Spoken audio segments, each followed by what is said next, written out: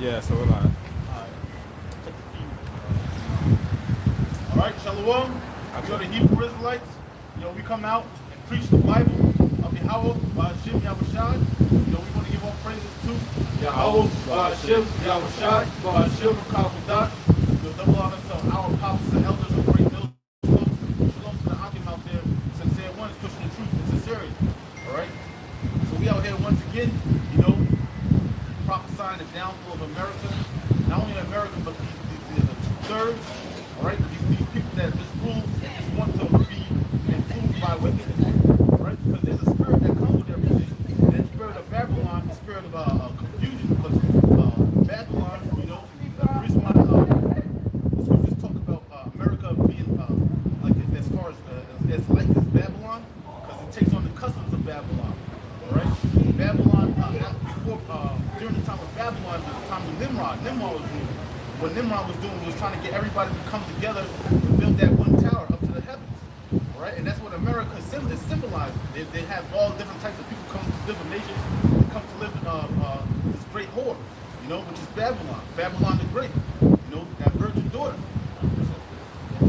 Isaiah 51 verse 7.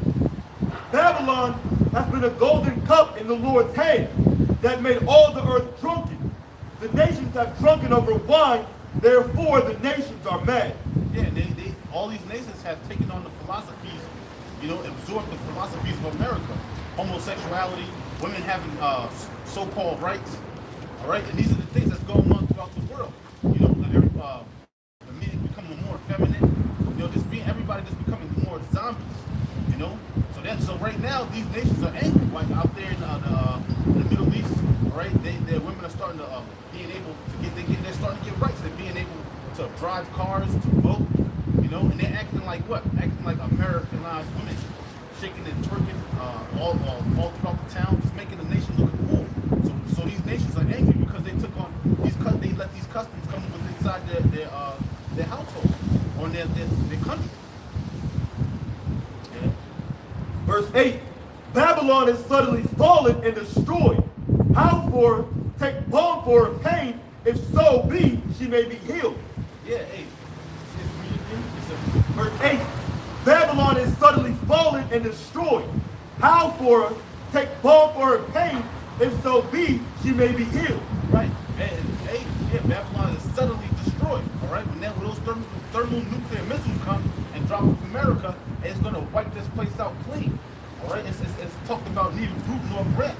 All right. That means none of this stuff is going to be left behind. All the philosophies, after America's done and wiped away with, there's only going to be desert creatures living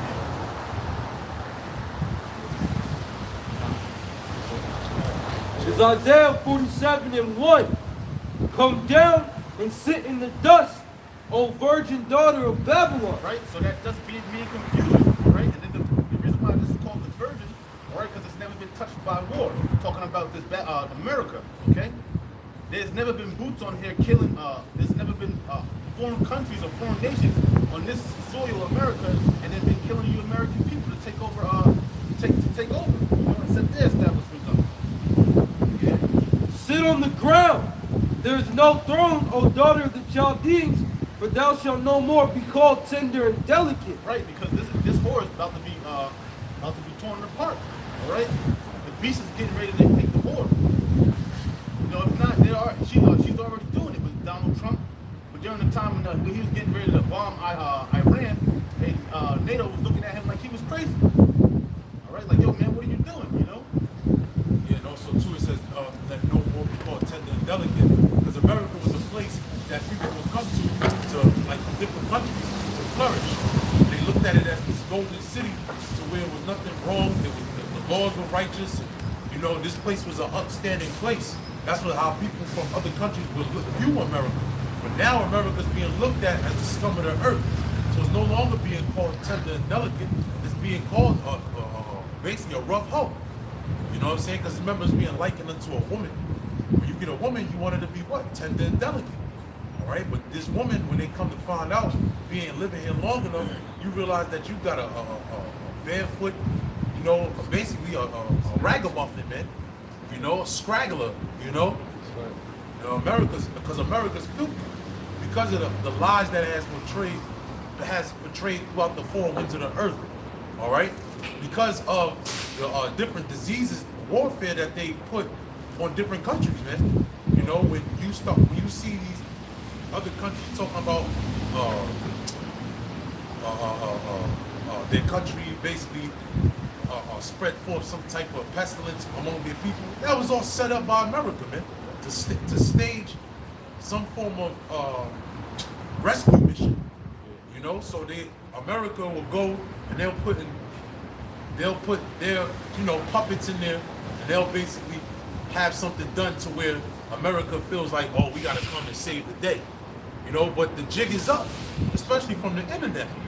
You know, you got whistleblowers, you got zeitgeist, you got people from the inside that have been ratting on America and basically snitching on America, saying, look, this place that you think that's some upstanding and law-abiding place is basically the scum of the earth.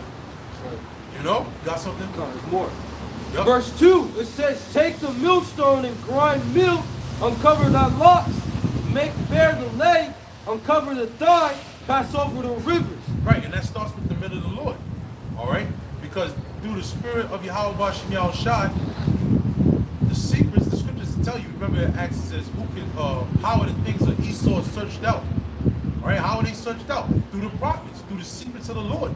Understanding who Esau is. Understanding that this is the man that will act like he's your friend in your face.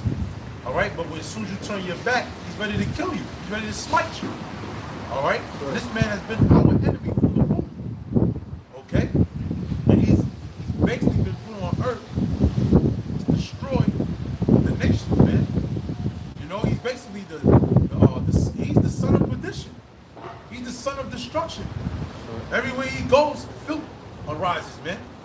All right, the trees start dying, birds flying the wrong way.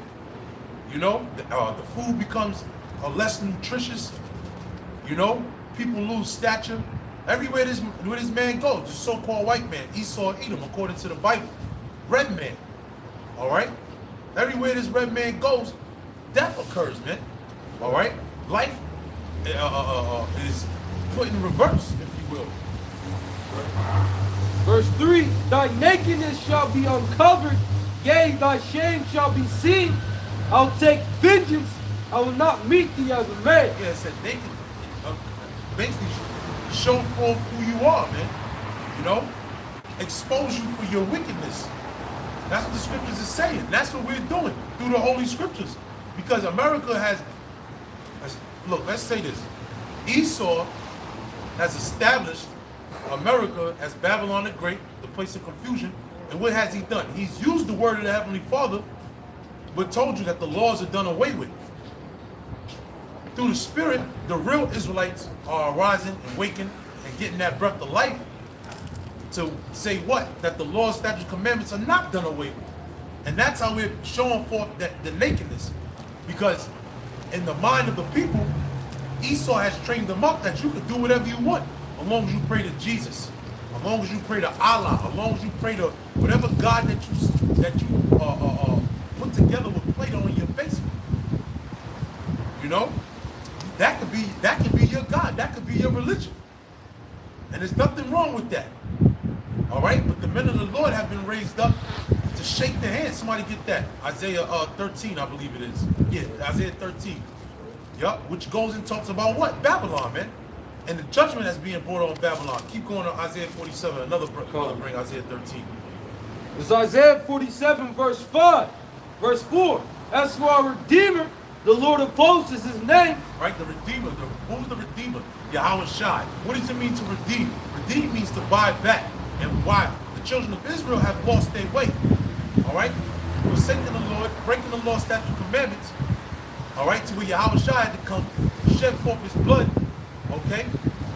And that blood, that price that was paid, is also for our minds. That we wouldn't be confined to the ways of the devil. Okay? Going back to the covenant that was made with Eve and the serpent.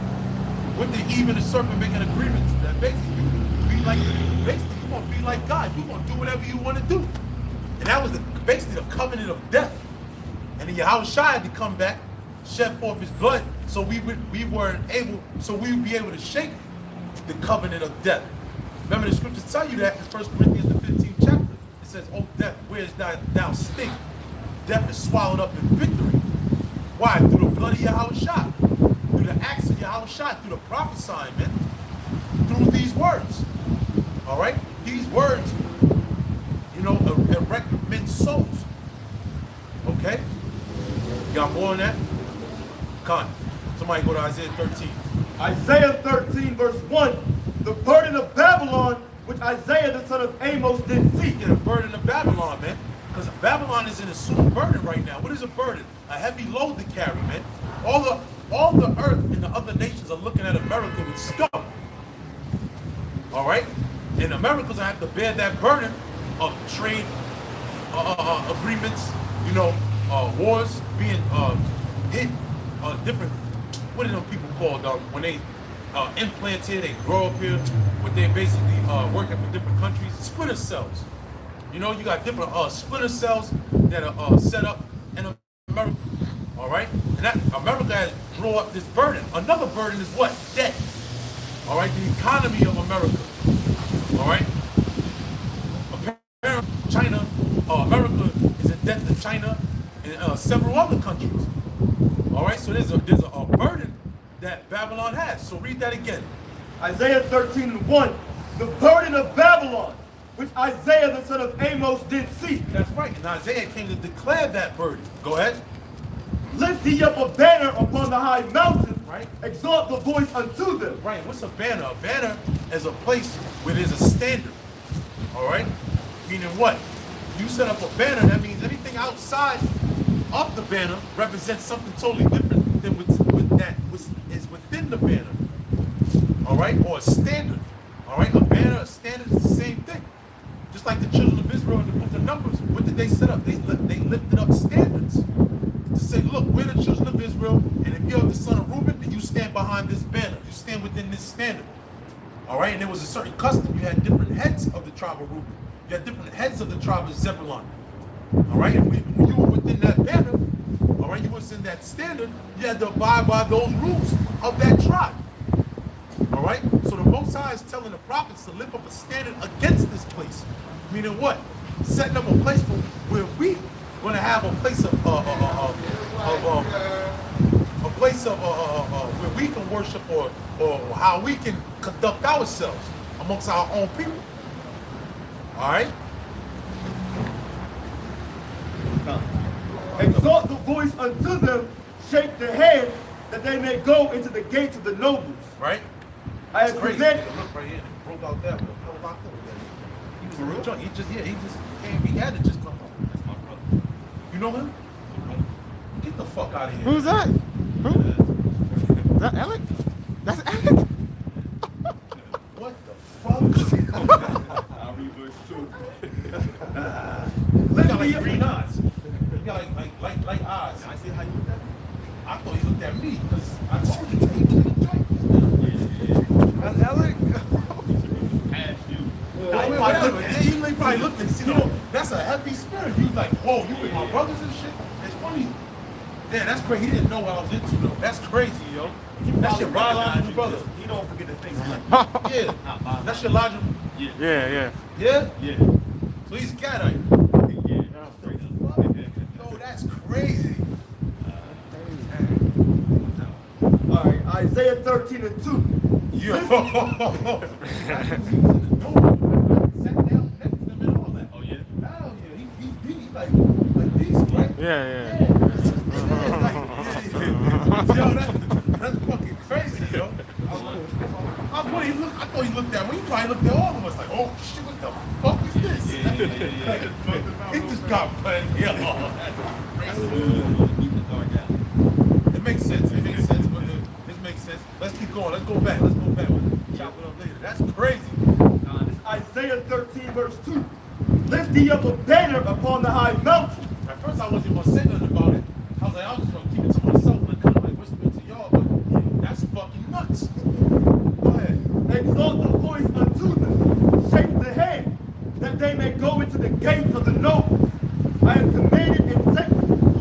So Isaiah 13, verse 2. Lift ye up a banner upon the high mountain. Exalt the voice unto them. Shake the head, that they may go into the gates of the noble. Yeah, lift up the banner and set up a standard against them. All right? So that standard is going to be against. See, righteousness, anything that's righteous opposes this society and this world. All right? And that's why the Most High has us coming out here, 12 tribe sign, bearing the name of the Lord. All right? We're bearing the name of the Lord. We're bearing the name of Yahweh Shem Yahushua. And everything within that is against this society. All right? When a nation was set up a standard, that was for what? It was to go to war. Except we're not engaging in any carnal affairs. Our war, what the scriptures say, the weapons of our warfare are not carnal. All right? We're engaging in a spiritual war. All right? And as of right now, it looks like Esau's winning because the majority of our people are dead. The majority of our people are on drugs. Okay? Go ahead. 2 Corinthians 10 and 3. For though we walk in the flesh, we do not war after the flesh. Right. Although we're in this body, we're in the flesh, but we don't war after the flesh. All right, go ahead. For the weapons of our warfare are not carnal, Right? but mighty through the heavenly Father to the pulling down of The strongholds. pulling down the strongholds. See, that's what Babylon has done. See, Babylon has had the double whammy on the whole entire earth.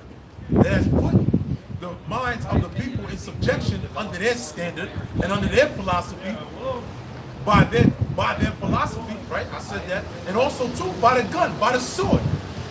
People are scared of America, all right? But the four winds of the earth because of what they can do to you as well. Okay? But when you come into the knowledge of Yahweh Shem Yahushua, you realize that you're able to win the war now. You're able to overcome. That's why the scripture says what? Arise ye and depart, for this is not your rest. All right? Why? Because your mind is not supposed to be within the confines of the philosophy of America, of Babylon the Great. All right? Quick precept. Uh-huh. This is Ephesians chapter 6 and verse 10. Finally, my brethren, be strong in the Lord and in the power of his might.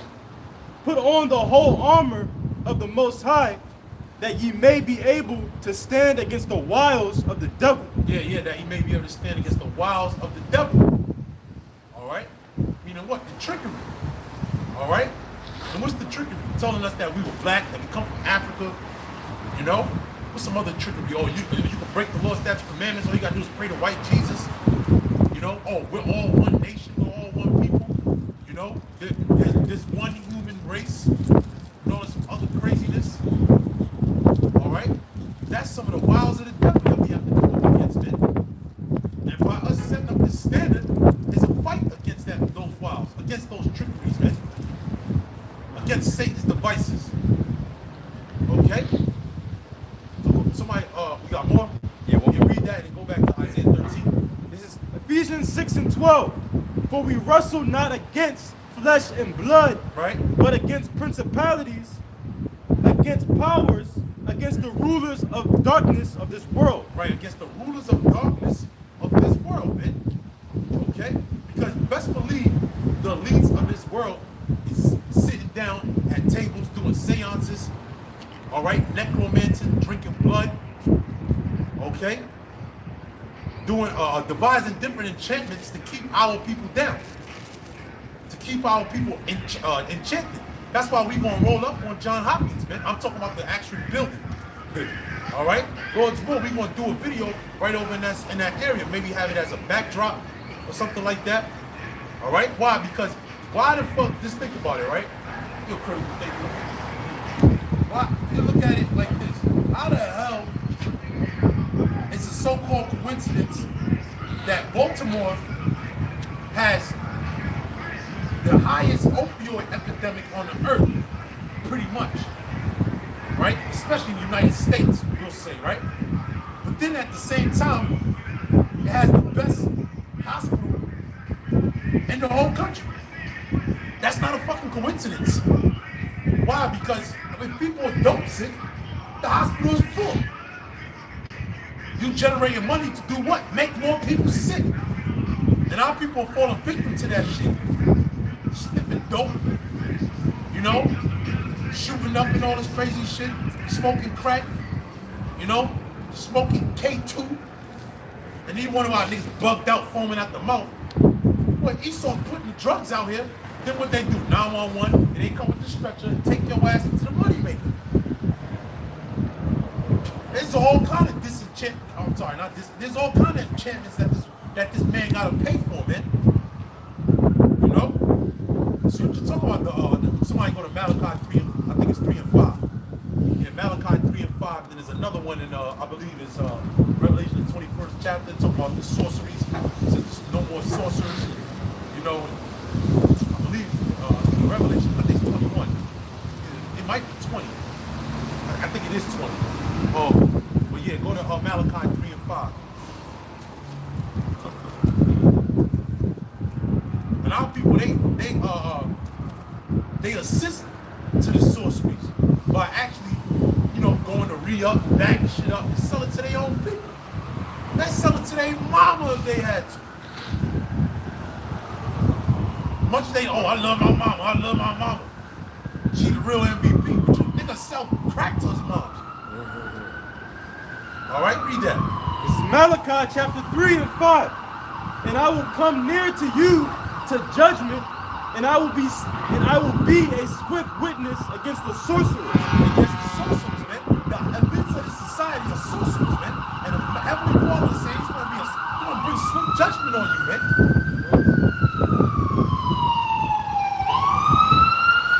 People look on commercials. Look. See? Another sale. You know? Business as usual. You know? When nobody, that's why we started to mention before, what's on every corner in the hood now? Pharmaceutical company. Rite Aid, Walgreens, you know, what's that other one? CVS. 24 hours, that's right. What else? I know up there in New York, you got Dwayne Reed, man. You know? And they showing you in the Walgreens symbol, what is this? A cauldron in a pot. That's what witches use. Yeah. So read that again. This is somebody get that. What is it? Yup. Exodus, yup. Go ahead. This is Malachi. Matter of fact, read it since you got it. Nah, Salakia. Hold that. I think it's on the judgment. I know it's in Exodus. I think it's like 21. Talking about thou shalt not suffer a wish to live. I think it is 21. Go ahead. This is Malachi chapter 3 and 5.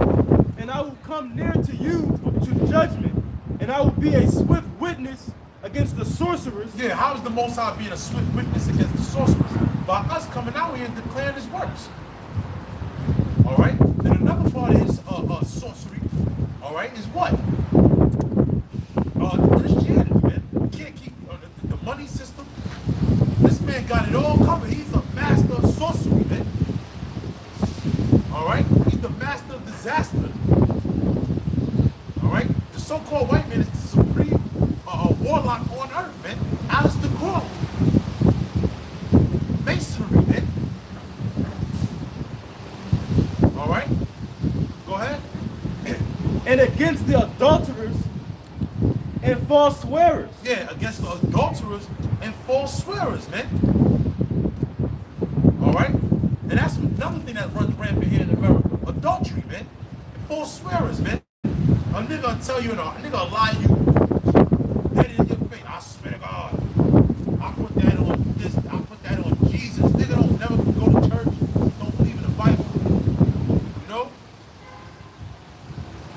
Same thing in the court system. The court system, what you gotta do? You gotta put your right hand on the Bible, and you gotta swear. The nigga will swear, or anybody, they come in there and they swear. All right? Matter of fact, look, all these jobs, all these different corporations, basically you gotta swear in on. All right, to be a firefighter or whatever, you gotta swear an oath. You got a police department, you swear an oath. A doctor, you take an oath. All right, all that shit, man. You said what? Yeah, Hippocratic oath. That's right. It goes back to the god Hippocrates, if you will. Which I don't think he was a god. I think he was a real god. Yeah, Satan. See, Satan is upset, man. You know. Go ahead. It says, and against those that oppress the hireling in his wages, Right. Go ahead. the widow and the fatherless, and that turn aside the stranger from his right, and fear not me, saith the Lord of hosts. That's right. So read that again, Salakia. It says, and against those that oppress the hireling in his wages. Right? Oppress the hireling in his wages, man. Okay. See, that's another way this devil got to go down. See, what he does is he raises the your bills and the taxes, but won't pay you as much. You know. So keep going. It says, the widow and the fatherless, Right. and that turn aside the stranger from his right, And turn aside the stranger from his right. Keep going. and fear not me, saith the Lord of hosts. That's right, man. And that's what this world teaches, to not fear the Heavenly Father, man. That's why there's no knowledge in the land, the scriptures tell you. The scriptures say what? The beginning of the knowledge. The fear of the Lord is the beginning of knowledge, right? And then when you go into Hosea, the 4th chapter, it says what? That the Most High has a controversy with the inhabitants of the land. Why? Because there is no knowledge. In other words, the people of the city don't fear the Most High. Okay? Read that, what you got? Revelation? This is Revelation chapter 21 and verse 8. Yup. But the fearful and unbelieving, and the abominable and murderers, and whoremongers, and sorcerers, and idolaters, and all liars. Right, and this is Revelation. It's talking about the end. That means these people are on the earth. Because you try to tell us, the Christians, if you will, like I know growing up, when I was going to church, like the people that go to church, they don't think that there's actually sorcerers out here, like people that indulge into like some heavy witchcraft like that. You know, and they damn sure don't believe that the government is doing it. You know, read that again. Revelation 21 and 8. But the fearful and unbelieving, and the abominable and murderers, and whoremongers, and sorcerers, Right. and idolaters, and all liars, shall have their part in the lake which burneth with fire and brimstone, which is the second death. That's right. That's the second death. That ICBM missile, the missiles landing in America, man. All right. Which is what the scripture says: death and hell is cast into the lake of fire, man. Okay. That basically those people that indulge into those acts are going to be in the lake of fire, man. So, hey, Esau, get ready for a bath, man. All right. Anybody that's indulging into the sorcery and the witchcraft, you know all that, into those pharmaceuticals and all that, using it for your own gain, not using it necessarily to heal yourself, but using it to get high. Hey, guess what? The Most High got the lake of fire waiting for you, man. You know. Now go to the judgment. Thou shalt not suffer which you live. Exodus 22, verse 18. Thou shalt not suffer a witch to live. Right, and what is a witch? Ultimately, a witch is someone that alters minds. Because when you take those drugs, what happens? You wind up altering your mind. And what's another form of mind altering? Religion. All right? The public school system, or the private school system. The school system in itself. The TV programming. That's witchcraft. All right? And so the people that are behind these programming, and the people that are behind the agenda, and what do you have? The Board of Education, they're nothing but witches. Which the state pushes forth legislation to teach a certain curriculum. That's witchcraft. Same thing in the colleges. Matter of fact, I remember a while back, it's going back to like 2010, 2011, I remember there was a brother that brought out an article saying that, I believe it was in Stanford University, they had a course on Harry Potter. What the fuck does Stanford University have a course? Why? Because they teach you witchcraft, man. They show you in that movie, the Skulls. Remember they was up there, they were supposed to be like Yale University and all that. Oh yeah. You know? Yeah. What are they into up there? Witchcraft, man. Doing all forms of rituals, blood sacrifices, you know, popping animals, you know, sacrificing children, you know, popping little boys. You know? Why you think they doing sex trafficking? I don't know. Did y'all see that shit that I sent about that dude that said about Michael Vick? I guess that's his daughter or something. That was his daughter, right? So about her, oh, she get trafficked. Oh, yeah. Yo, that's fucking wicked. How can you imagine that? What? Huh? You said what?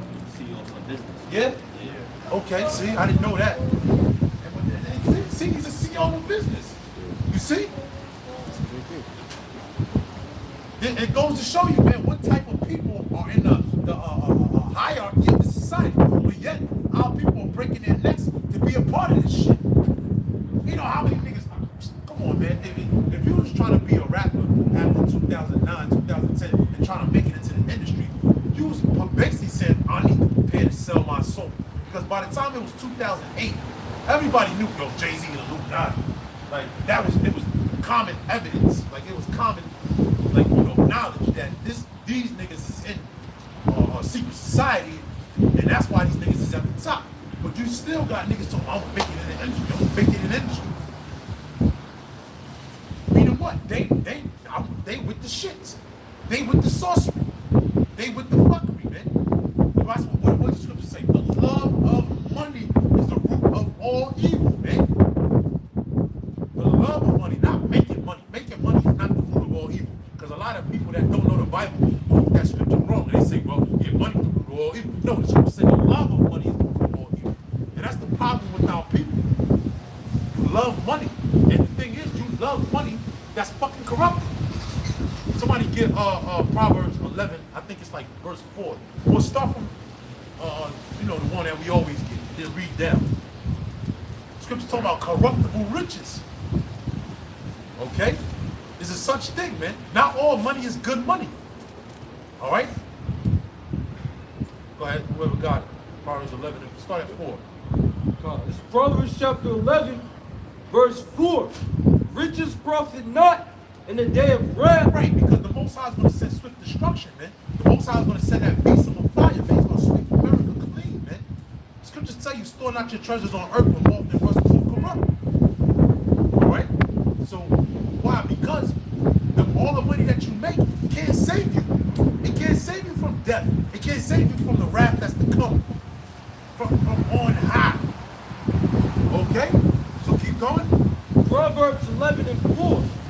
Riches profit not in the day of wrath, Right? but righteousness delivereth from death. For righteousness delivereth from death. Keep going. Verse 5. The righteousness of the perfect shall direct his way, but the wicked shall fall by his own wickedness. Yup. The righteousness of the upright shall deliver them, but transgressors shall be taken in their own naughtiness. Yeah. Keep going. When a wicked man dieth, his expectation shall perish, and the hope of unjust men perishing. Can't the hope of unjust men perishing, man. All right? Why? Because people, they actually take their time out to actually plan how to get rich. You know, they take their time out to plan how to be a big baller, if you will. All right? But those plans are going to perish, man. Is there anything about corruptible riches in there? I thought it was. I could be wrong. Sorry, maybe it's up higher than 4.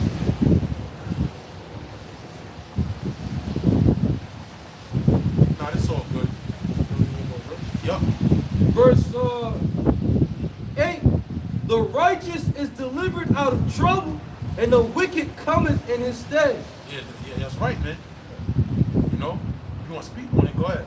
Yeah, the righteous, the troubles that's put upon them by the wicked, by the elite, the Lord's going to deliver them. The Lord's going to deliver us. We got to pay these different rent and all this manner of vanity that the wicked got on us. But the Lord's going to make us rule over the wicked. That's why it says the wicked is going to be in his stead. Soon the wicked, the people that are rich, the lead of this society, they're going to be in trouble. It's going to be a role reversal. You know, it's going to be like Trading Places. If you ever seen that movie, if not, that's a hell of a good movie. You know, like late 80s, Dan Aykroyd and Eddie Murphy. And I don't know, well, long story short, I know brothers, you know, y'all was born a lot later, so y'all younger, so maybe brothers didn't see it, so, but it's all good. But at the end of the day, you know, basically Dan Aykroyd, when he worked on Wall Street, he was a big time banker. what was his name? You had the brothers that was in it. Yeah, Mortimer. You know, Mortimer and I can't think of the other guy's name, man. You know, but long story short, they were the one that ran the banking system. Basically, they were playing the role of the Rothschilds, and they did an experiment with taking a bum off the street, like Eddie Murphy, which was an Israelite, a Jake, so-called black man, a Judite, right? Which Eddie Murphy might be Levi, what I heard from the grapevine, all right? But all in all, they took him, gave him, basically they just gave him everything that Dan Aykroyd had, man. You know, and then put Dan Aykroyd out on the street and said, and they pressed charges on him and said that he was sniffing dope, and he was a drug addict, he was a thief. They actually put charges on him. They actually got locked up. Matter of fact, they planted it on him when they had a board meeting, pretty much. And they was like, they went around in people's pockets and seen that he had some money and some drugs, and they wound up locking him up. And then they wound up taking Eddie Murphy off the street that was panhandling pretty much, or being a beggar to the street, and then put him in a high place. And he started going to the executive parties, pulling up the limos, buying out the bar. You know, it was trading places. You know, and that's how it's going to be, man. So just like us, we got to jump up every day, go to work. You know, pay rent. You gotta take slack from your woman. You know, we're in a position of difficulty, man. We catching down, man. It's gonna be a role reversal, man. That's how it's gonna be with all the other nations, man, that fought against Jerusalem. That's what it says. Matter of fact, go to Deuteronomy 7. All right. 15%. Said what? We need to charge it. Said 15%. Deuteronomy 30:7. And the Lord thy power will put all these curses upon thine enemies, and on them that hate thee, which persecuted thee. Yeah, all them that hated and persecuted us. Meaning what? The ones that did all the sorcery, man. Remember the scripture tell you that they're going to receive double for all their wrongdoing, man. All right? Everything that they did to us, we're going to do to them times 2. All right? Everything that they took away from us, that we lost, we're going to get it back times 100. Okay? Psalms 37:16. A little that a righteous man has is better than the riches of many wicked. For the arm because the scriptures tell you the wicked know not where he stumbled. You know? The wicked. Esau, man, he can't, like, for instance, Esau, he can't help himself, man. It's like, you know, Esau, you know, you in a house or whatever the case is, and, you know, you're doing servicing and shit. He may do something that's fucked up, but in his mind, he's like, oh, I'm sorry, I didn't mean to do that. And in all reality, he didn't mean to do whatever he did. It's just that it's in his nature to fucking do it. So you don't even fault the motherfucker. When I see Esau do shit, I don't fault the motherfucker. I'm like, he's doing what he's supposed to do. It's just that Jake is the problem. See, Esau's into his sorceries. Esau's fulfilling his blessing. Esau's, you know, drinking blood. He's doing all these rituals, you know, summons demons and spirits and all that, you know. And he's reaping the benefits of it. You know? So that's why the scripture said they have persecuted us through their through the legislation, through the court system, the law, so-called law. Okay? And guess what? All that's gonna come back. We're gonna exact the whole law in your ass, man. Ain't gonna be no mercy, man. You thinking about the one Edomite thinking about sleeping with another Edomite woman, we gonna put that motherfucker to death. I know it's not counting. It ain't gonna be, we ain't gonna have we ain't gonna set up no lands, we ain't burning no fat, we ain't setting up no altar. No, you should have got it right, and I'm smoking your ass. Point blank, period. We gonna put them Arabs over your ass. We gonna put them saviors, them Africans that hate you. We gonna put them as taskmasters over you, man. Scriptures tell you that, man. And they gonna wear your ass out. And you know what they gonna do? They gonna read the scriptures and tell you why they doing it. And they gonna beat the shit out of you. The same way didn't they do that to us? You know? They read the scriptures and beat our ass. And call themselves justifying it justifying their wickedness. Well, we're going to do it righteously, and we're going to read it. Go ahead. Revelation 18:6. Because everybody's going to have to learn the law. Go ahead. Reward her even as she rewarded you. In fact, they're not even, I shouldn't even say they're going to have to learn it, which inevitably I'm right. But the scriptures tell you they're going to seek out our law. Remember, it says that. It says, they all, the nation shall flock unto Zion. It's in Isaiah the 2nd chapter. Meaning what? They're going to be like, whoa, these people, we want to learn your way. We want to learn their way. We want to learn their way. Just like how America is dominating the earth. And what do people want to do? They want to come and learn the ways of America. So when when the world sees when Yahushua comes back and Jerusalem being set up as the high court of the whole entire earth, people are going to want to be like us, man. They're going to see our glow. They're going to see that we're going to be gliding, man. You know, with our head up, shoulders back, nose up, looking down on people, man. And they were like, this is a great people, man. We want to learn their way.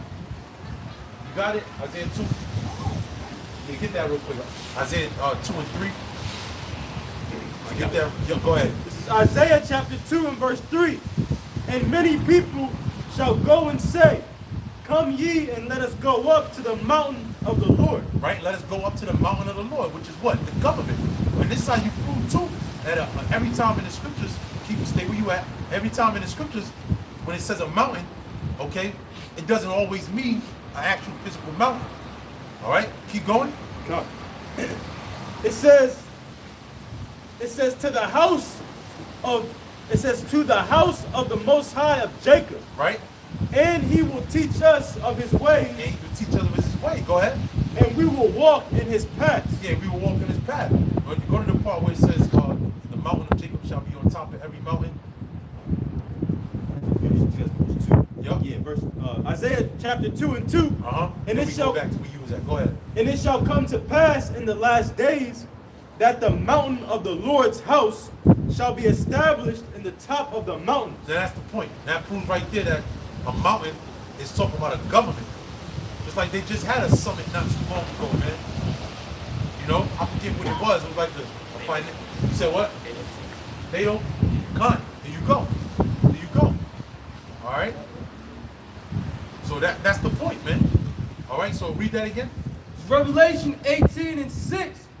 Reward her even as she rewarded you, and double unto her, double according to her works. And the cup which she hath filled, fill to her double. Yeah, that's right, man. Meaning what? Babylon, everything that is done to our people, is going to the reward of it is going to be double, man. All right. Now the people, the Edomites, okay, they're going to receive a double. You know, go to Psalms 137, and yeah, read verse 7, I believe it is.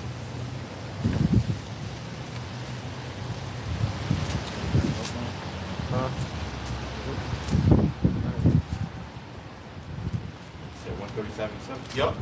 Come. This is Psalm chapter 137 and verse 7. Remember, O Lord, the children of Edom, Right. in the day of Jerusalem, who said, race it, race it. Right, because when the Babylonians was persecuting us, they were there side by side with them. Matter of fact, when you read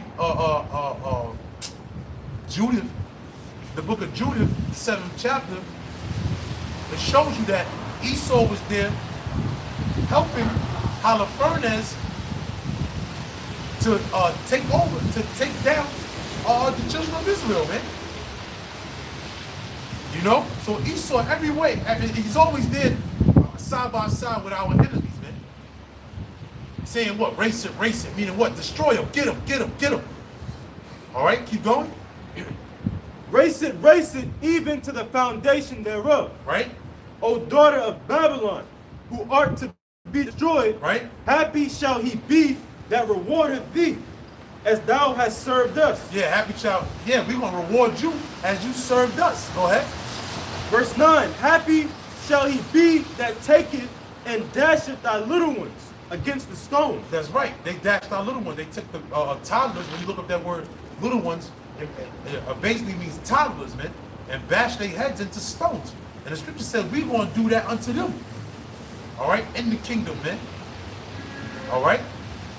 When the Most High brings forth His wrath, all right, He's going to use the children of Israel to bring judgment on Esau, man. Somebody get you get that from you. That's good on that.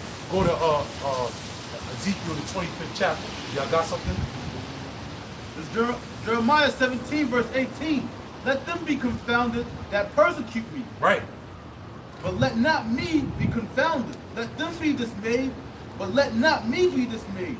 Bring upon them the day of evil, and destroy them with double destruction. Beautiful. That's right. Meaning what? Our enemies, man. Okay, because really, when you read Revelation 18, that's really talking about Babylon itself being destroyed by nuclear destruction. That's the reward that is going to get to receive double.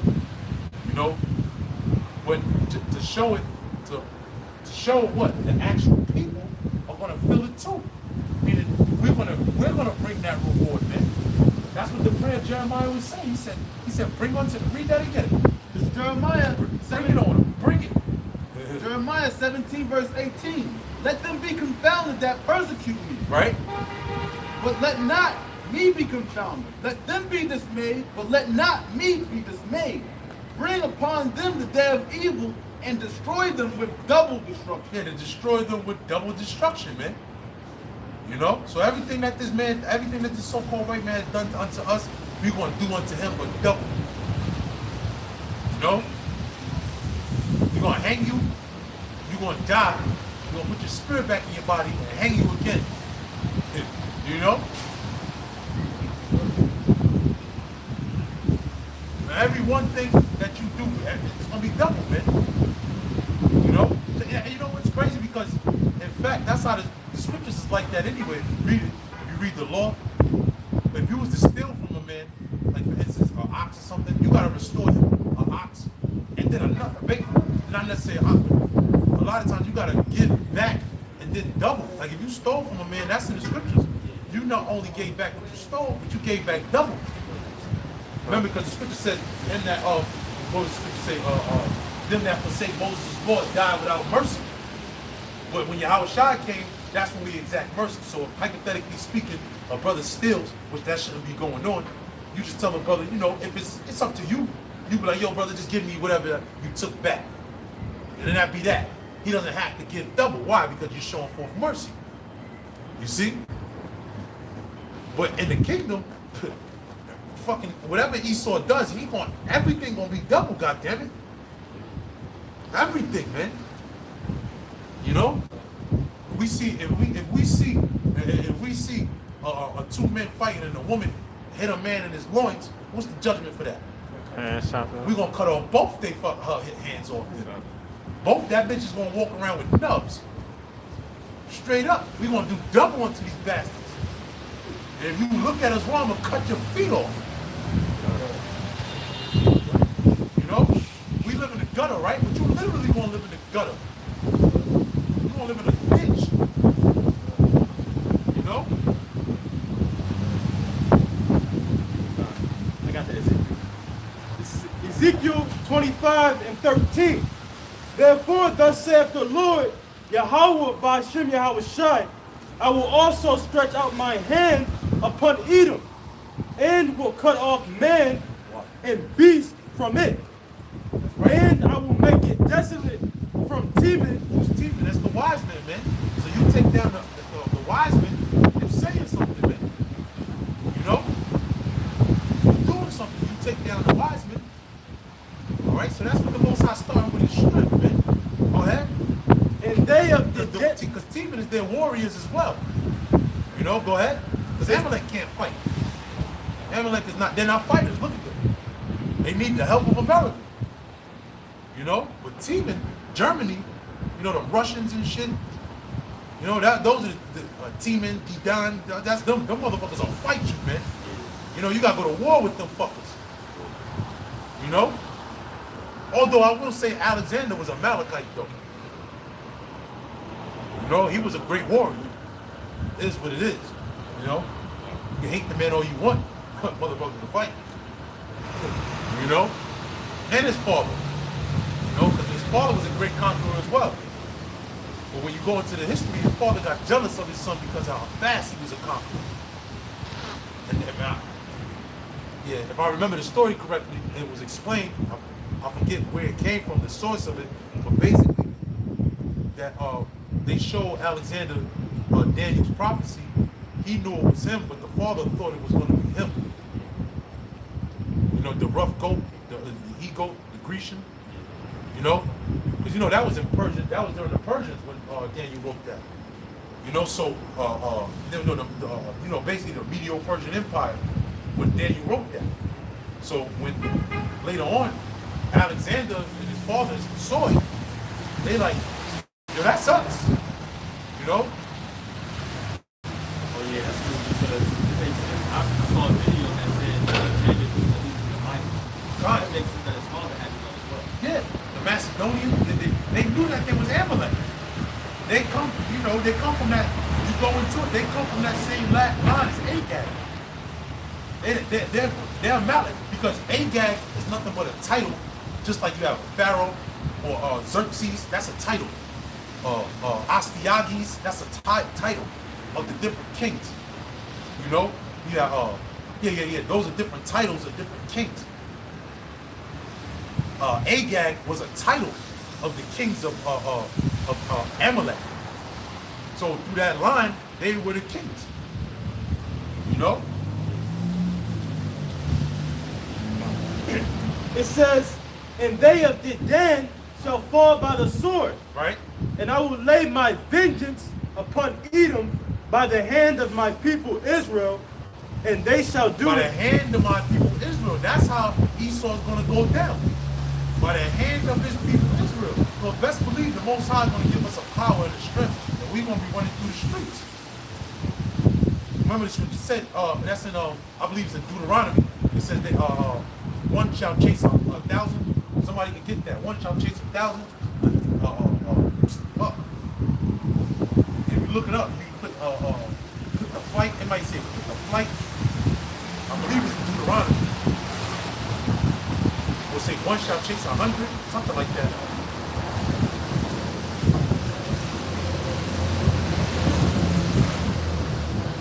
You know? Oh, when the scripture said, Judah's hand shall be in the neck of thine enemies, man. Go ahead, bro. This is Joshua 23:10. Okay. One man shall chase 1,000. For the Lord your power, he is it that fighteth for you, as he hath promised you. Yeah, that's one of them, but I think there's another one. You know, but yeah, because it says one shall chase 1,000 and 10 shall chase like 10,000 or something like that. You know, but that was the might of our people. When you read what's that, 2 Samuel the 34th chapter, you know, it talks about David's mighty men, man. That first man, that he slew X amount of men, you know, with one swing of the spear, man. 30. You know. Go ahead. I think this is it. Deuteronomy 32. Cover your head, Al. Deuteronomy 32 and 30. How should one chase 1,000 and two put 10,000 to flight, There you go. except their rock had sold them and the Lord had shut them up? That's right. The Lord has set them up, man. So the Lord is going to give the children of Israel that power. Mainly for the men. He's going to give the men the 144,000, the 12,000 out of each tribe, man. All right? He's going to give specific men that power, man. All right? But what is it? Doesn't the scripture say that the saints shall do what? They shall take the kingdom. And that kingdom shall be not left to another. All right? Verse 14. It says, and I will lay my vengeance upon Edom by the hand of my people Israel, Right. and they shall do in Edom according to mine anger and according to my fury, and they shall know my vengeance. Yeah, there's another one that says, remember it says sparks. Yeah, you got that? Yeah, get that. Go ahead, keep going, bro. It says, and they shall know my vengeance, saith the Lord. Yeah, the Most High is angry, man. Vengeance is when you're angry. He's pissed off. The word revenge or vengeance is payback. scripture says what? Surely it's the right thing to recompense him that caused you tribulation. You know? So there's going to be a form of payback, man. All right?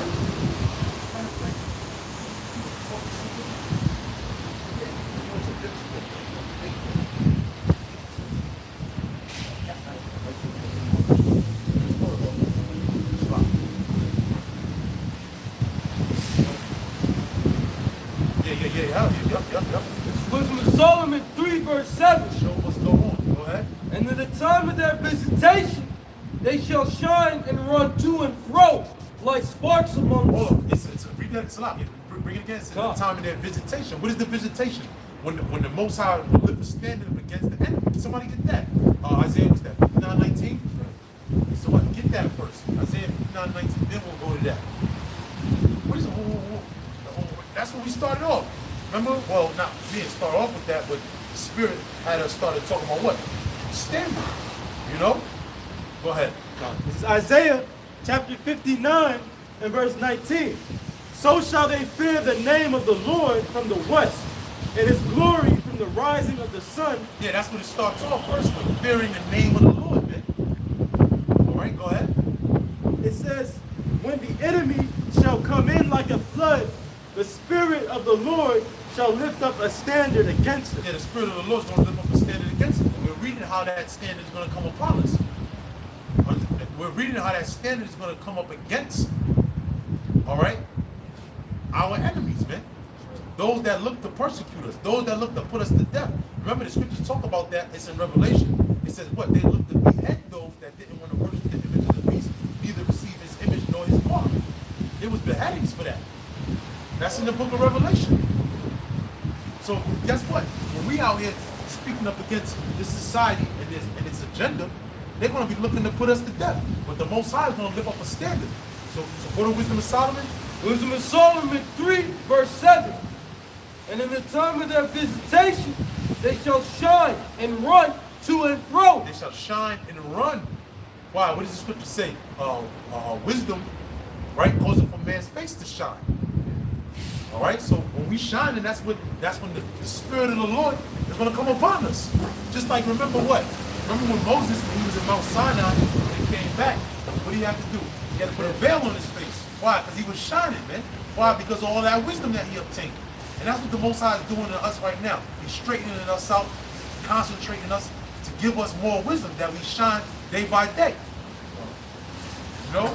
And it's really, we're really going to shine when we get even more concentrated, if you will. When we get even heavier persecution.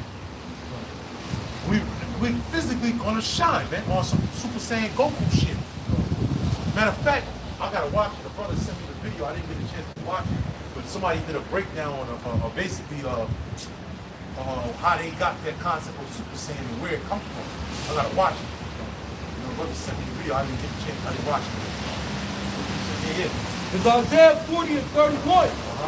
But they that wait upon the Lord shall renew their strength. They shall mount up with wings as eagles. They shall run and not be weary, and they shall walk and not faint. That's right. Is that the same one? It says, does it keep going? It says, keep going. That was the last verse. No. Because remember, I'm thinking about it. It says, remember, the feeble amongst you shall be as David. The scriptures say. Yeah, it's like You got that? I can get it. Okay. Yeah, come on. Whoever get it, it's all good. You know, if you got it, call it, read it. You know? But yeah, matter of fact, go read that again. Okay. It's Isaiah 40 and 31. But they that wait upon the Lord shall renew their strength. Yup. They shall mount up with wings as eagles. That's right, man. Yeah, meaning what? You know what that means? That means that they won't be able to be touched. Because when an eagle, okay, first of all, a bird, period. If you set up a barricade, right? If you got wings, you getting the fuck up out of there. So the Most High is gonna put a spirit on us to where we can't become. Remember, the scriptures tell you that. It says what? That neither shall they be removed to a corner anymore. Because what? That was the nature of a prophet.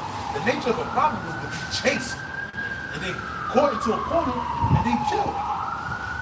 That's why remember Yahushua said, "Oh Jerusalem, Jerusalem, thou killest the prophets." Why? Because they would chase the prophets and they would be get removed into a corner and killed. But now the scriptures tell you what? But now the scriptures are telling you what? That the men of the Lord are going to have wings, meaning they're going to be able to get out of whatever situation comes about them. Isaiah. It's Isaiah 30 and 20.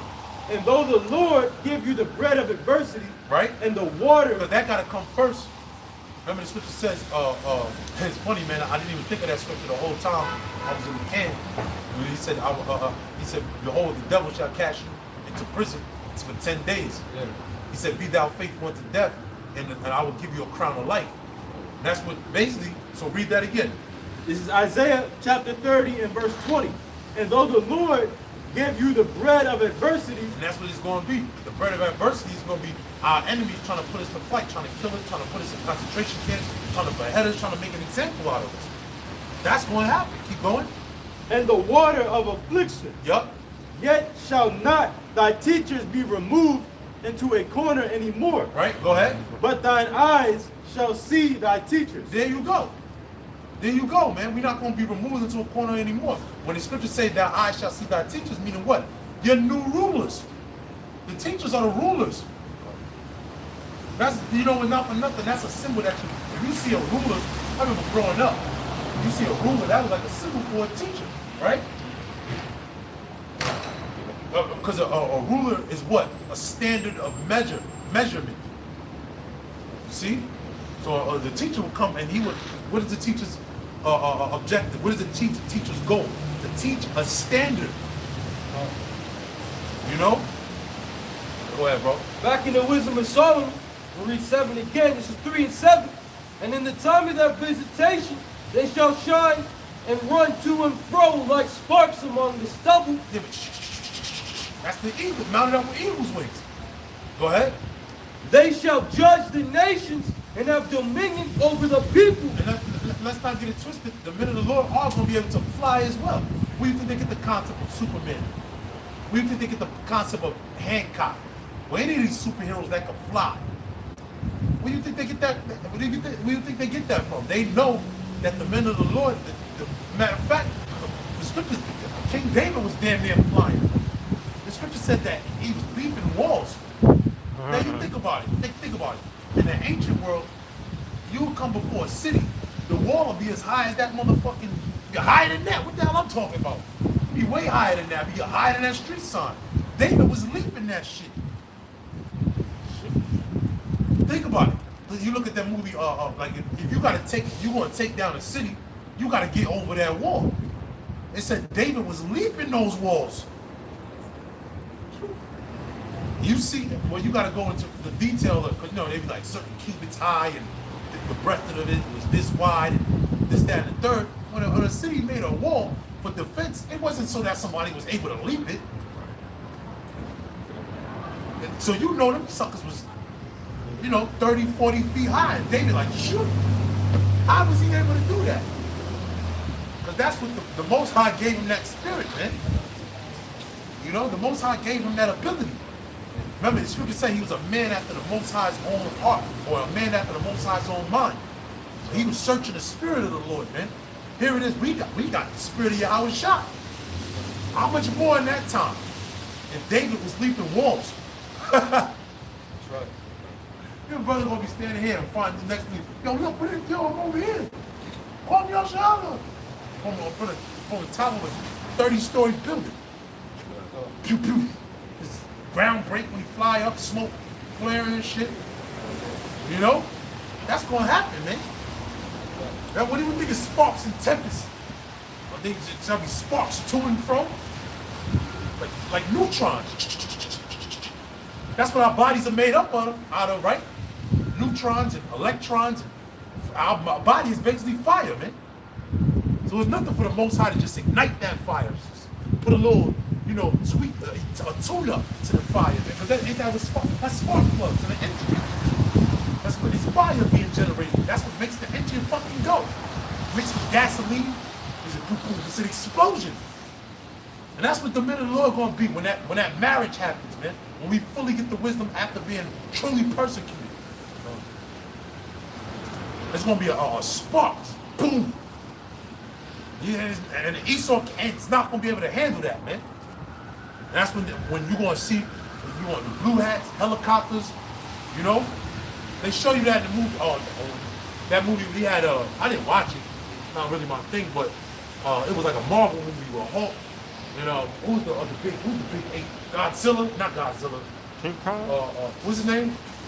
King No, Kong? the big gorilla. King Kong? King Kong. Yeah. That's supposed to be a nigga. You know, that's supposed to be a big, strong nigga, so to speak. You know, he climb up.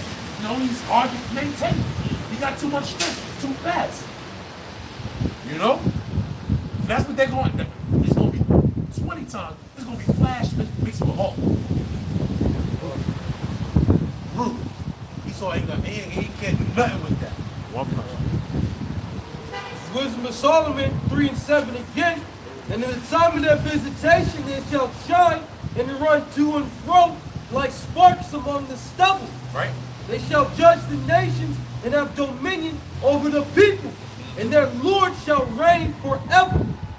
They that put their trust in him shall understand the truth, and such as be faithful in love shall abide with him, for grace and mercy is to his saints, and he have care for his elect. Yeah, that plain and simple. So you know that's talking about who? The elect. They ain't talking about all of Israel, my friend.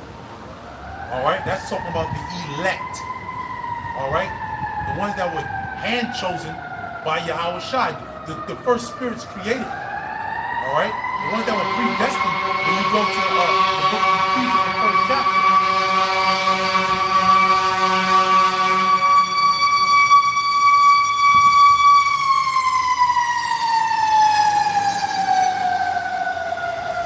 Probably OD'd on dope. I don't know if they're gonna actually turn the sirens on for that, but you know, the fire department react to their first responders as well, to gunshots and all that. The paramedics is with them.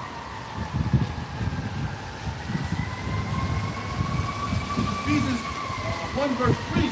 Blessed be the power and Father, our Lord Yahweh Shai Mashiach, who have blessed us with all spiritual blessings in heavenly places.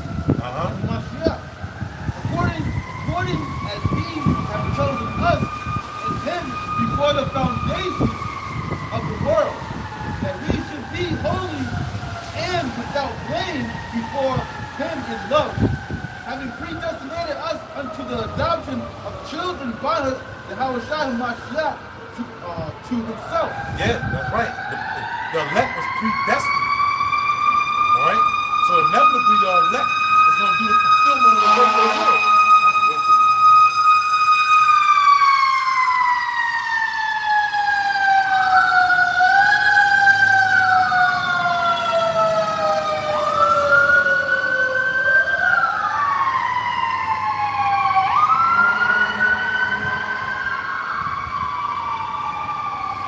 According to the good pleasure of his will.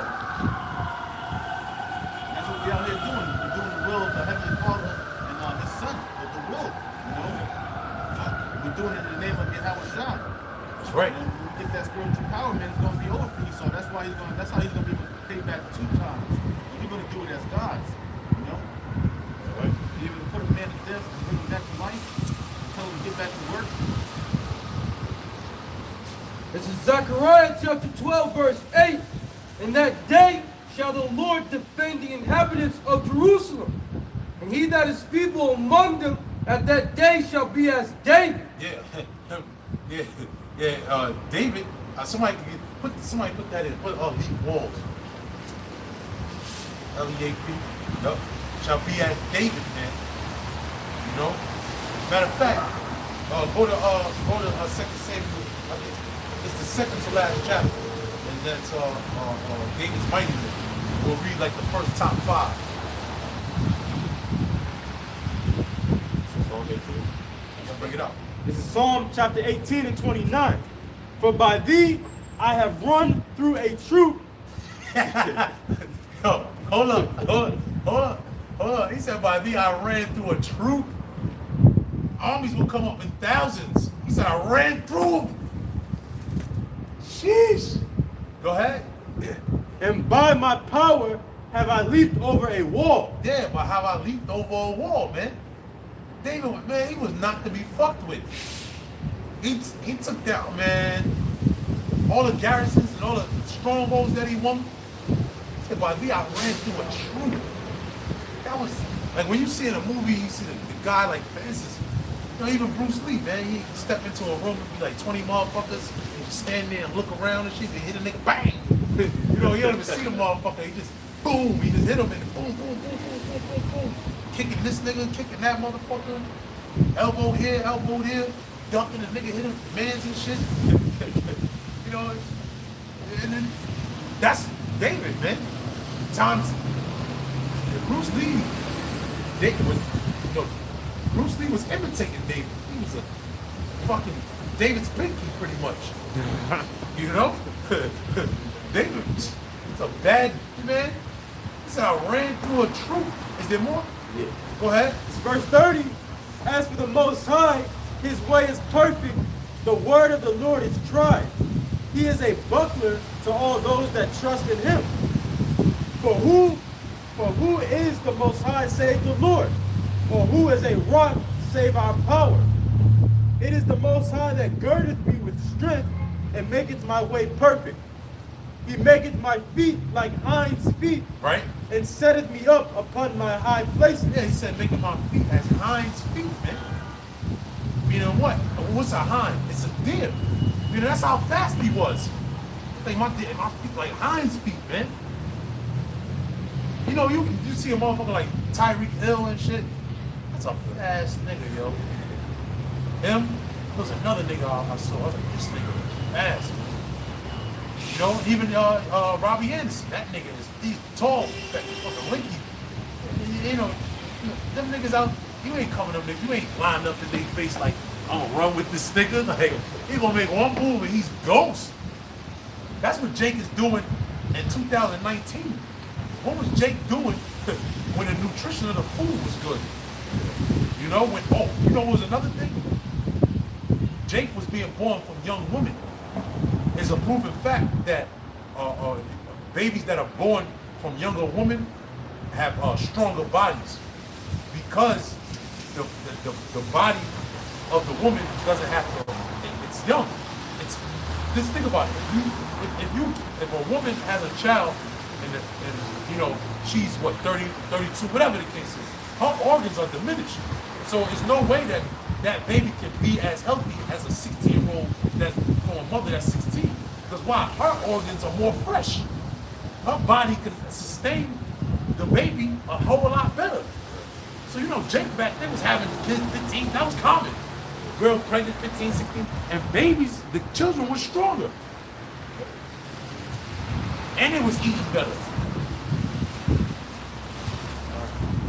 Verse 34, he teacheth my hands to war. And they had less fear, man. You can tell by conversations that men would have. You know, like, you know, to not have fear is a strength in itself. You know? Because a man that has fear doesn't understand his capacity. A man without fear is going to exercise and basically fulfill his blessing. That's why Esau, when you talk about fulfilling his blessing earlier, Esau moves on the earth without fear. I'm a white man, I belong here. Did you see how he jumped in front of the camera? Yeah.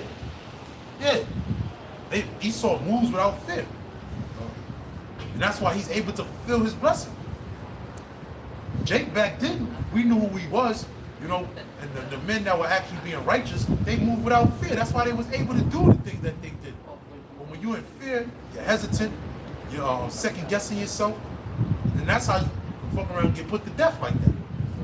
You know, you could lose the battle just second guessing yourself or moving in fear. You know? Is there more? Yeah. Yep, go ahead. Verse 34. That's, you said Psalms 18, right? I put that on my mental Rolodex. Psalm 18 and 34. He teacheth my hands to war, so that a bow of steel is broken by mine arms. See? Man, he was media. Media, man. Hey, yo. Oh, man, I'm only gonna laugh, man. Y'all ain't never seen Media, man, yo? But Robert Townsend, The media hit, and he touched it and shit, and he had superpowers, and green and shit. And he, like, the Golden Lords and shit he was fighting. It was a knockoff. It wasn't even a knockoff. It had stars in that shit, man. Like Robin Townsend, what's that funny nigga, man? Eddie Griffin, Bill Cosby was in it. You know, some other people that was popping back then. You know, but yeah, media man. You know, you hit them and the shit, bullets broke off and they was dead it. You know, he was breaking shit, bending it. You know, that was David. He said, my hands break. Read that again. He said, break a bow of steel. So that a bow of steel is broken by my arms. Right, the bow of steel. Talking about what? People that had a bow and arrow.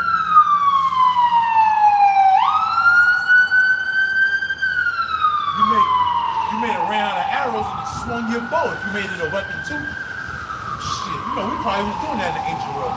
Make like a sharp little blade at the top just in case. Just like how they had, you know, the musket guns. Esau had musket guns. They had musket guns. They had what? They had a knife at the end. Yeah. They shoot the one shot, boom, and then boom, boom, hit you with it, stab you with it. You know. But David went to war with breaking bows of steel, man. Come on, man. Back in Zechariah 12, verse 8. In that day shall the Lord defend the inhabitants of Jerusalem, and he that is feeble among them at that day shall be as David. Right. And that's what we read it, man. We just read the attributes of King David, man. How strong he was, how he conducted. Well, and you know, the main thing, though, the reason why he was like that was through what? Because he had faith.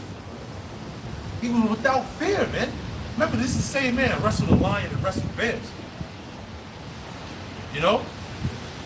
So, the Most High has put the spirit on us through Yahweh Shai to resurrect that ancient warrior-like spirit again. Right. To actually be able to fulfill these things in these times, in these bodies. Right. Only the power of Yahweh Shai can do that, man. All right? It says, and the house of David shall be as God, as the angel of the Lord before them. Damn, what does the scripture say? That we shall be what? A nation of kings and priests, right? Now remember, who else was considered likened as into a god? Moses. Remember, he said that Aaron was his spokesman, and the Most High told him, he said, you shall be unto Aaron as a god, basically, as God. So that nation of kings and priests, that marriage is going to happen. Which is the spiritual aspect, which is all spiritual, but more so from the priest side is what? The knowledge aspect. Because that's the true igniter, that's the marriage. When the men of the Lord, all right, receive the conception or the inception of the word of the Lord, the seed. All right? The good seed, which is what? Fall on what? Good ground. When that seed falls on good ground, then it'll sprout. And these are the attributes, okay, of the reaping of the soul, of that sowing. Okay? That's pretty much it on that. Go to, since we talk about it, 2 Samuel, it should be 34. You know, it was the second to last chapter. Daniel, 2 Samuel 23, verse 8. There be the names of the mighty men whom David had. The Tetromite, Yep. that sat in the sea, the chief among the captains. The same was Edom. Just say those names to the best of your ability. Entezite. He lifted up his spear against 800 whom he slew at one time. Yeah, there you go, man. That's King David. That was, matter of fact, it doesn't say that was his top man. Go ahead. There, verse 8. There be the names of the mighty men whom David had, the Tetromite that sat in the sea, the chief among the captains. See, he was chief among the captains. He was over everybody. Go ahead. The same was Adum, the Esemite. Right. He lifted up his spear against 800 whom he slew at one time. That's right, man. That was the greatness of our people, man. The greatness of the warriors of David. Remember that when Absalom, he consulted with the counselors of King David. Remember, he asked him. He said, "Do you think we should put my father to flight?" He said, "I can do every time I hear this story, you could tell like that counselor looked at him like, nigga, is you crazy?" He said, your father's and his men are chained. He said, as a bear, a mother bear who had lost her cubs. So that's how David, and that's when they was up in their age. But that's why Absalom felt as though he could get a one up on David, because David was older. He's like, yo, I think I can put him to fight. I can get him. I can get him. Oh, like Rocky and his son in Rocky 5, man. Rocky's son wanted to fight him and shit. He's like, look, son. He's like, look, you don't want to go there, pretty much. Remember, the counselor said, basically he said, you lost your mind, man. You've gone out of your marbles, man. Your father would eat you alive, man. And that's when they was older. You know? And after him was Eleazar, son of Joel, of Chuckite, and of the third, the three mighty men was David, when they defeated the Philistines that were there gathered together to battle, and the men of Israel were gone away. He arose and smote the Philistines until his hand was weary. He kept beating them so bad that he couldn't even feel his hand anymore. And his hand was clave unto His sword, right? unto the sword. Right. He was using his sword so much it got stuck to his hand. Like, you gripping it, it's like, And the Lord brought a great victory that day. And the people returned after him only to spoil. Right. And after him was Shema, the son of Agir, the Hittite. And the Philistines were gathered together into a troop where was a piece of ground full of lentils. And the people fled from the Philistines. And he stood in the midst of the ground and defeated it and slew the Philistines, and the Lord wrought a great victory. And three of the 30 chiefs went down and came to David and the harvest time unto the cave of Adullam. Right. And the troop of the Philistines pitched in the valley of It's okay. Just say to the best of your ability. And David was then in a hole, and the garrison of the Philistines was then in Bethlehem. And David longed and said, "Oh, that one would give me drink to the water of the well." Right. Now this is a hell of a story right here. Like, this is another one I wanted to get. So David, because he was thirsty. Go ahead. Now watch what happened. The water of the well of Bethlehem, which is by the gate, and the three mighty men went through the host of the Philistines and drew water out of the well of Bethlehem. Yeah. So David was thirsty. Some of his men, they broke through a whole host just to get some water for David. Go ahead. That was by the gate, and took it and brought it to David. Nevertheless, he would not drink thereof, but poured it out unto the Lord. Yeah, that's right. Yeah, he's like that because he basically, because when you read the story, he said these men risked their lives for me. He said I went there to drink this water. David at the same time he was a very merciful man. Because the Most High broke him down.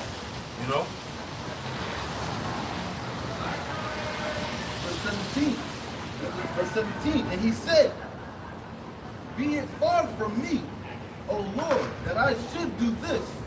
Is not this the blood of the men that went in?"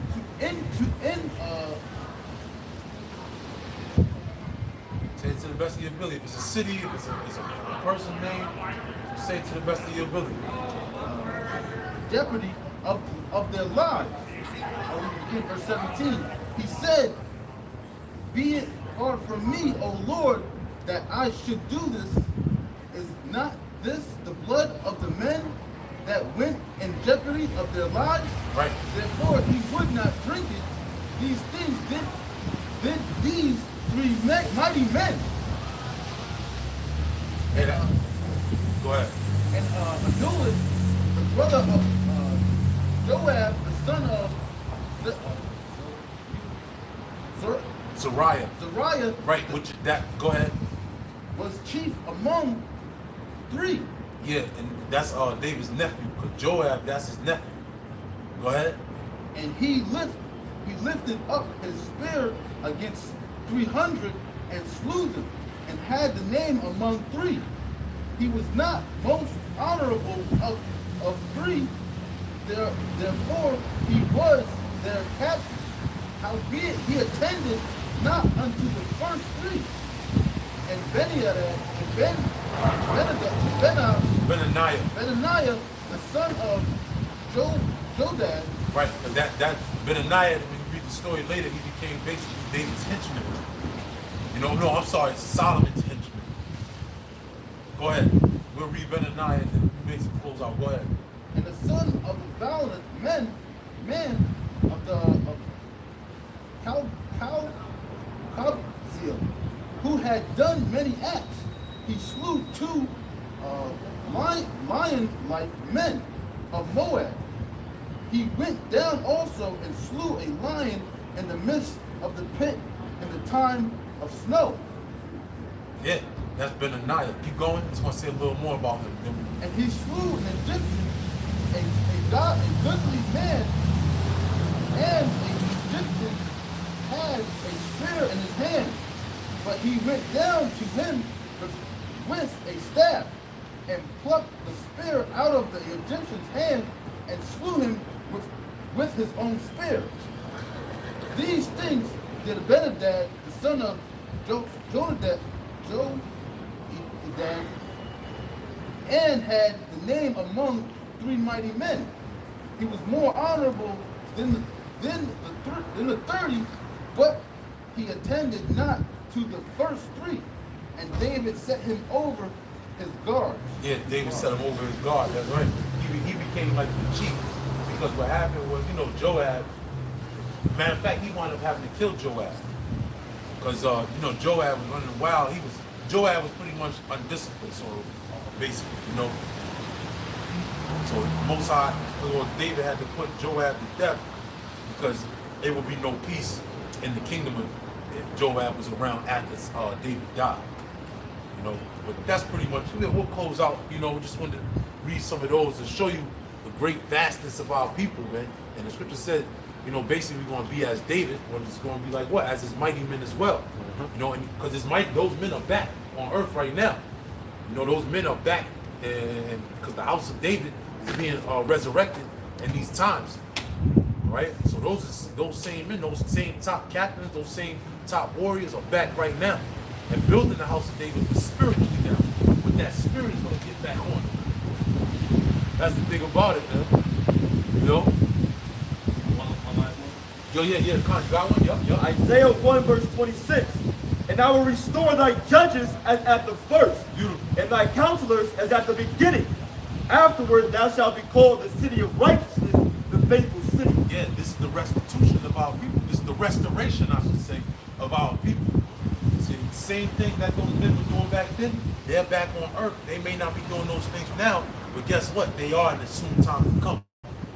All right? That was beautiful. Call lawyer. Double honors to the apostles and elders, great millstone. Shalom, blah, blah, peace to the elect. Shalom.